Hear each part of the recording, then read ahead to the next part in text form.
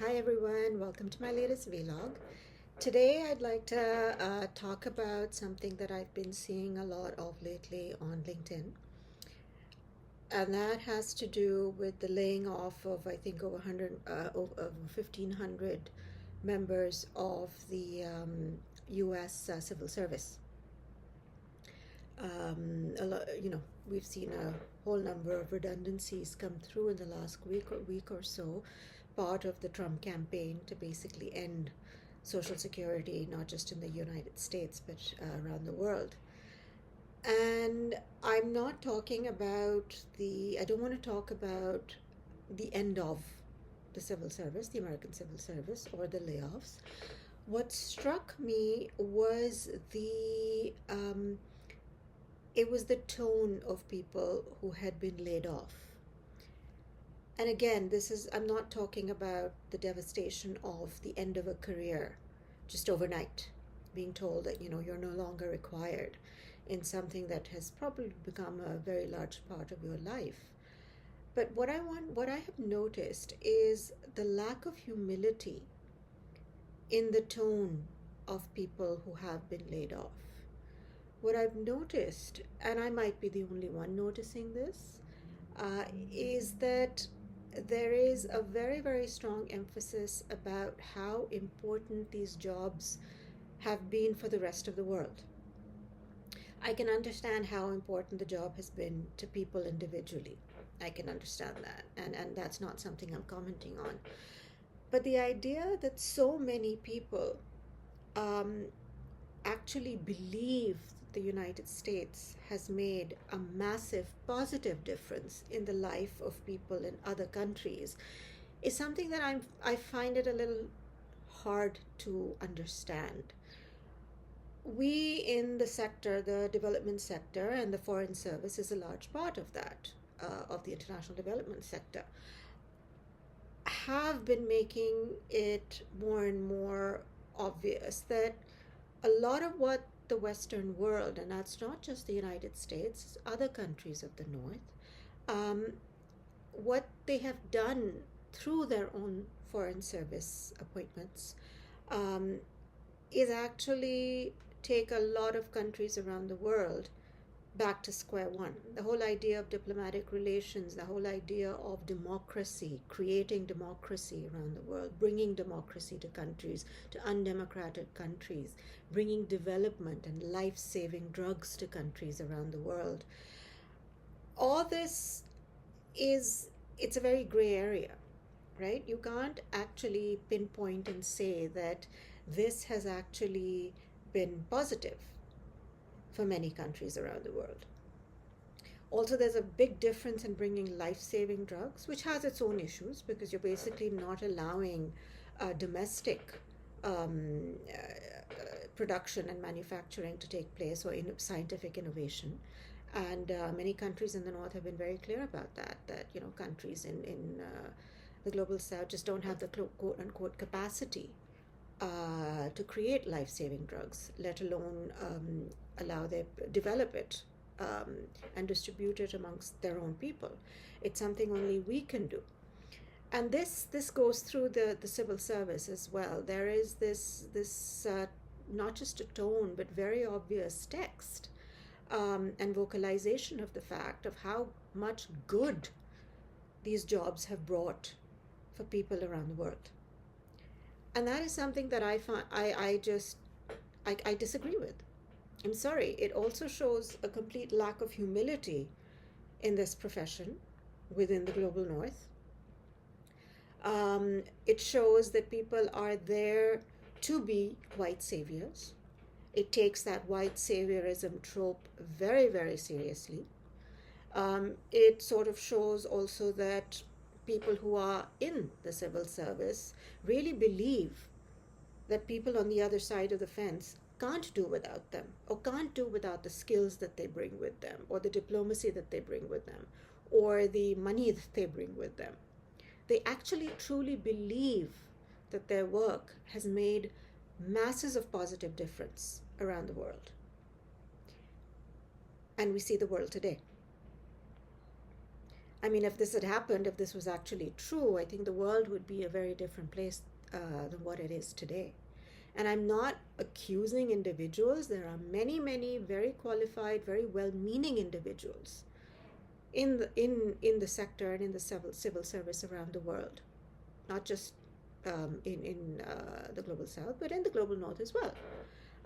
There are always exceptions, but by and large, the vocalizations that I'm seeing, what I'm reading, is a very, very condescending and patronizing tone that people are taking about the role that they think that they have played across their careers um, in other countries. And I think this is the crux of the issue. When we talk about power imbalances, this is what we're talking about. We're talking about such a firm belief in your own power and superiority complex about the fact that only you can bring goodness to others. Only you can bring positive change to others. Only you can bring democracy and justice and the rule of law to others, because you are the holders of that, the global holders of that. This is something that the global north imbibes across, I think, its various sectors, professions, and industry, whether they're government or non-government. And I think it's an apt demonstration of why we talk about power imbalances in the sector.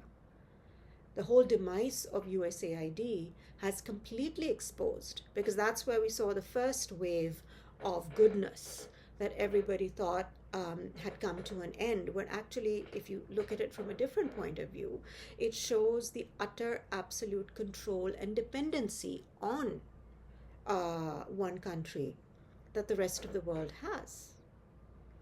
And I don't understand why people within this profession actually believe in this, because this is not a particularly respectful way to believe in what you do. The fact that you feel that it is only you and you alone, and by you I mean some individuals actually truly do believe that, and then the entire profession itself, the ethos that that profession emanates, tells you you are the leader, you are the global leader, and you go forth to X country that is going through a civil war, that is poverty stricken, that has absolutely no ability to do anything, and you go forth representing our great nation, and you go and you change them. And this is the ethos and the thinking that has filtered down. And that, for me, is the biggest challenge in trying to break down the system and end the system. In some ways, perhaps the end of USAID is the end of the system. And it must be. It has to be, right? If we're saying that the system has been flawed for decades, and that there is no way that it can change because it is so ingrained within the system to be all-powerful and all-encompassing in this way, well, maybe the end of it, the way USAID has just been completely ended and annihilated, is the only way to do it. Now, I'm not being a Trump supporter here at all. Please let me make that very, very clear. In no way, shape, or form am I endorsing what Trump has done. All I'm saying that if it had to be done, it could have been done in a more respectful way, right? But in a way, the disrespect that this sector has shown countries of the world, the poor, marginalized, vulnerable countries of the world, is now exactly the disrespect that Trump is showing to them. I hope that is something that people understand, that this is what they take away from the loss in the end of their careers or jobs. Not necessarily career, but their jobs, definitely.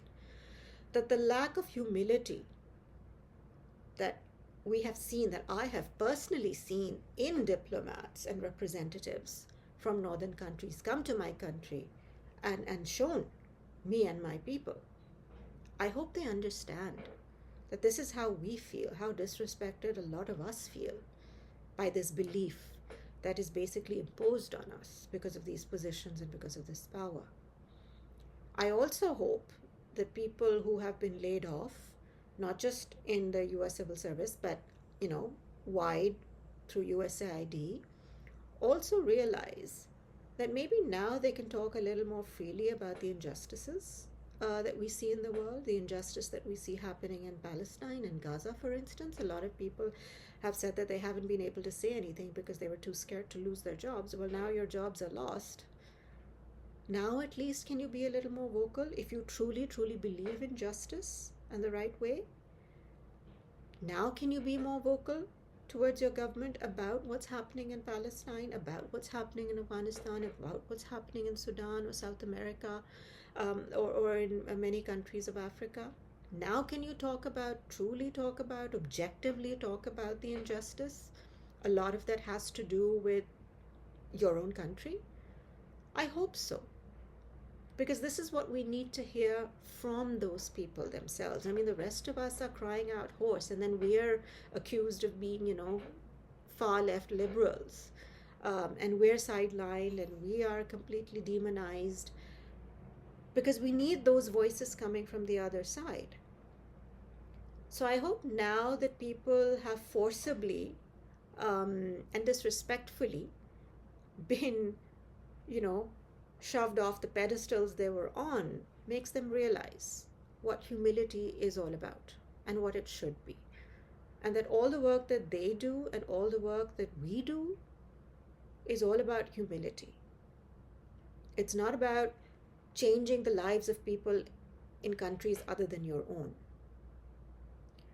It's about trying to change the lives of people in your own country to start with. So I hope this is a trend that, people will catch on to, and they will be more vocal, they will understand, they will be able to see things from the other side, because when you are caught up in these sort of positions, it's very difficult to see a perspective from the other side. And that, again, is also one of the big weaknesses of the world we live in, that you only see a one-sided view. You refuse to look beyond what you see and how you see it and how you interpret it, which is why a lot of us, what we say goes completely unnoticed. So I'm going to end there. And I don't know if the tide will change. I don't know if things will work out. I don't know if we will be able to take back control of our own lives. But I'm always hoping and I'm always fighting for that.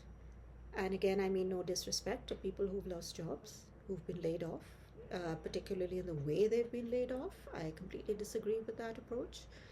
But I hope it brings a new way of looking at things for everyone. Thanks for listening, and do subscribe to my channel, Temri Talks on YouTube. And until next time, have a great week, everyone.